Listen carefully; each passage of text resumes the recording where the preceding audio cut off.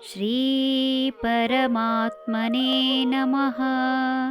श्रीमद्भगवद्गीता अथ प्रथमोऽध्यायः। अर्जुनविषादयोगः।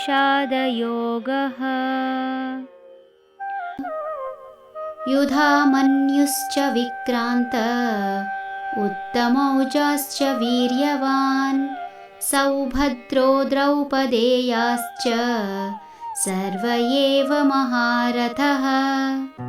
ಪರಾಕ್ರಮಿಯಾದ ಯುಧಾಮನ್ಯು, ಧೀರನಾದ ಉತ್ತಮೌಜ, ಸುಭದ್ರೆಯ ಮಗ ಅಭಿಮನ್ಯು ಮತ್ತು ದ್ರೌಪದಿಯ ಮಕ್ಕಳೂ ಇರುವರು.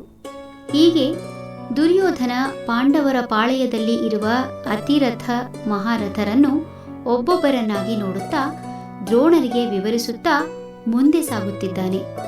ಇಲ್ಲಿ ಒಂದು ವಿಶೇಷತೆಯನ್ನು ಕಾಣಬಹುದು.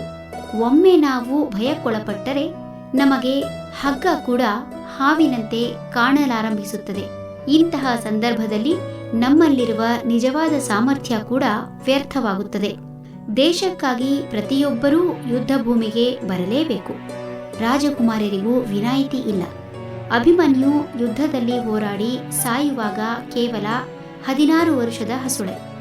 ಇಂದಿನ ಯುಗದಲ್ಲಿ 16 ವರ್ಷದವರೆಂದರೆ ಚಿಕ್ಕ ವಯಸ್ಸು. ಅಭಿಮನ್ಯುವಿನ ಹೆಸರು ಹೇಳಿದರೂ ಕೇಳಿದರೂ ರೋಮಾಂಚನವಾಗುವುದು.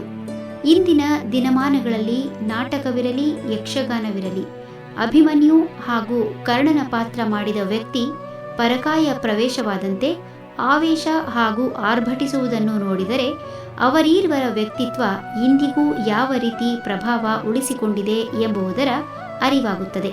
ಮಹಾಭಾರತದಲ್ಲಿ ಘಟಾನುಘಟಿ ನಾಯಕರು ಇದ್ದರೂ ಅವರೆಲ್ಲರ ತುಡಿತ ಒಂದೇ, ಅದು ದೇಶ ರಕ್ಷಣೆ, ಧರ್ಮ ರಕ್ಷಣೆ. ಹರಿ ಓಂ.